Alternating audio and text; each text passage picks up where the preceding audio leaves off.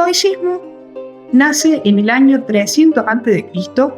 en la ciudad de Atenas. Surge en una época donde el intelectualismo y el análisis en exceso había hecho que la filosofía perdiera su beta práctica dentro de la vida cotidiana y en las personas.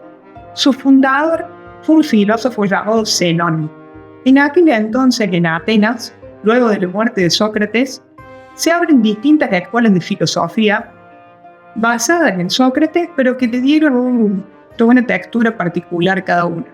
Zenón estudió en algunas de estas escuelas, por ejemplo, estudió en la academia fundada por Platón, también se formó con los cínicos y buscó rescatar lo mejor de cada una de estas escuelas para luego conformar un nuevo movimiento.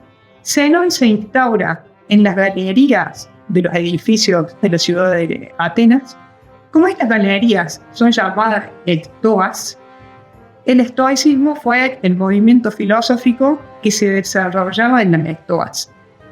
Esta escuela de filosofía duró aproximadamente 500 años, así que se podrán imaginar que en esa cantidad de años las formas y los contextos van a variar, pero va a haber ciertos conceptos, ciertas posturas filosóficas que les van a dar identidad y estas sí van a permanecer a lo largo del tiempo. Por un lado, no hay que olvidarse de que el estoicismo fue práctico, fue una filosofía moral que buscaba traer todo aquello que uno podía aprender, todo aquello que uno podía teorizar y llevarlo a la práctica. Poner en práctica los valores humanos y la práctica de la virtud de cada persona. Entendía que el universo era un único y gran ser vivo que surgía de una causa primera, de un punto, luego comenzaba a evolucionar y a esa causa, a ese punto inicial, regresaba. En este proceso, todas las cosas ocurrían porque era necesario que así fuera. Entonces, todos los acontecimientos, ya sea que dependieran de mí o no, iban a responder a la ley de la necesidad. Y a la vez todas estas cosas, todos estos sucesos, tenían un punto en común que era volver al origen.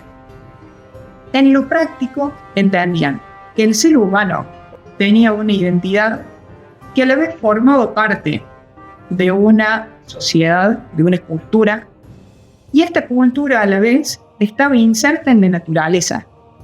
Entonces estas tres esferas no eran paquetes cerrados o cajas estancas, sino que tenían una interconexión entre ellas. O sea, lo que ocurriera a cada persona iba a ocurrir en la sociedad también. De ahí, por ejemplo, podemos tomar la frase de Marco Aurelio, que fue un filósofo emperador de los últimos tiempos del estoicismo, que decía: nada que sea bueno para el panal puede ser bueno para la abeja. El objetivo del sabio estoico, del ser humano en sí, era alcanzar lo que llamaban la ataraxia, o un estado de imperturbabilidad, donde uno no se veía perturbado por todas las cosas que sucedieran a nuestro alrededor, por todas aquellas cuestiones que estuvieran hacia afuera de nosotros, sino que era una forma de mantener la firmeza dentro de uno mismo más allá de lo que ocurriera. El estoicismo nuevo aparece aproximadamente en el siglo I a.C. y perdura hasta el siglo II o III después de Cristo.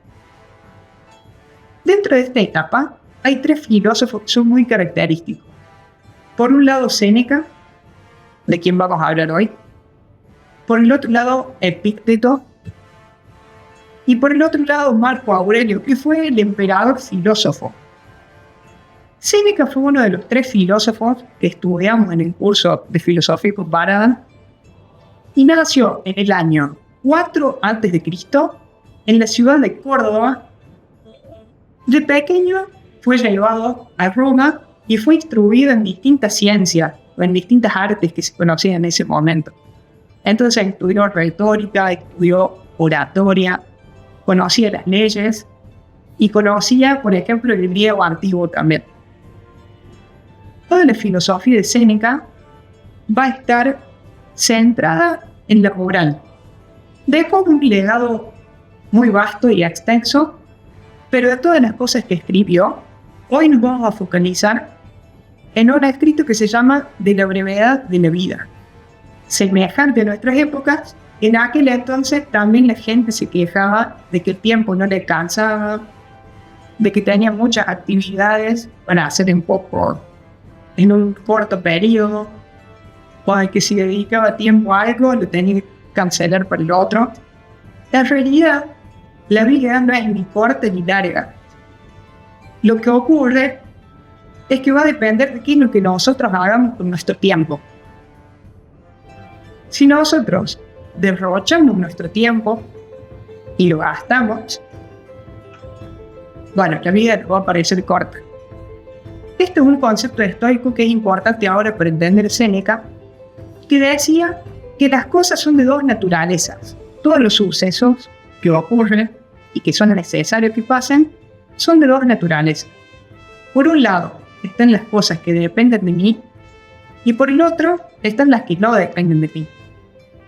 Aquellas cuestiones que no dependen de mí, yo no puedo hacer nada con ellas.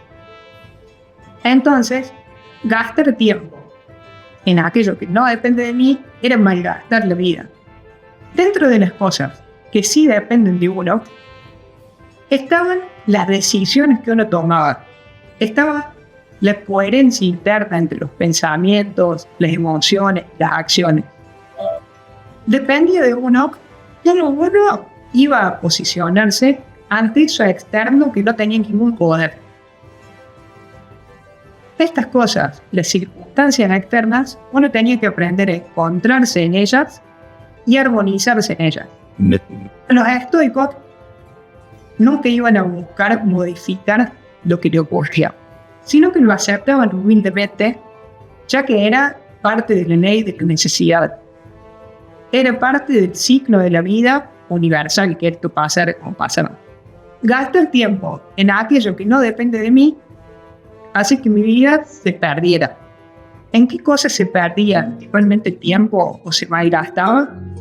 Era en los deseos, en las pasiones, en todo aquello que argumentara el egoísmo y la separatividad entre las personas y la naturaleza. Y el tiempo estaba bien empleado en aquello que llevó a formarse como ser humano. Todo el tiempo que uno pusiera en intentar desarrollar virtudes y encontrar virtudes en uno, poner en práctica las habilidades y poder vivir los valores atemporales, eso hacía que el ser humano empleara bien el tiempo. Cuando el ser humano opinaba o cuando el ser humano estaba atento al qué dirán de las personas o perseguía riquezas, la vida se iba. Sí. Pero mientras el ser humano estudiaba los clásicos, contemplaba lo que ocurría a su alrededor sin juzgar, en esos momentos es como que hacía del tiempo un alimento de sí mismo. Y cuando eso se encontraba, la vida ya no era ni corta ni larga, porque uno estaba armonizado con cómo iban sucediendo las cosas. Una de las frases que deja Séneca cuando termina el escrito dice: de las mejores formas de utilizar el tiempo, vamos a encontrar que es leer a los clásicos, por ejemplo a Zenón o a Platón. Porque si nosotros leemos a los clásicos, seguro no vamos a gastar la vida en ello, no vamos a gastar nuestro tiempo, no lo vamos a malgastar, sino que vamos a estar recibiendo del tiempo de ellos para formarnos a nosotros mismos.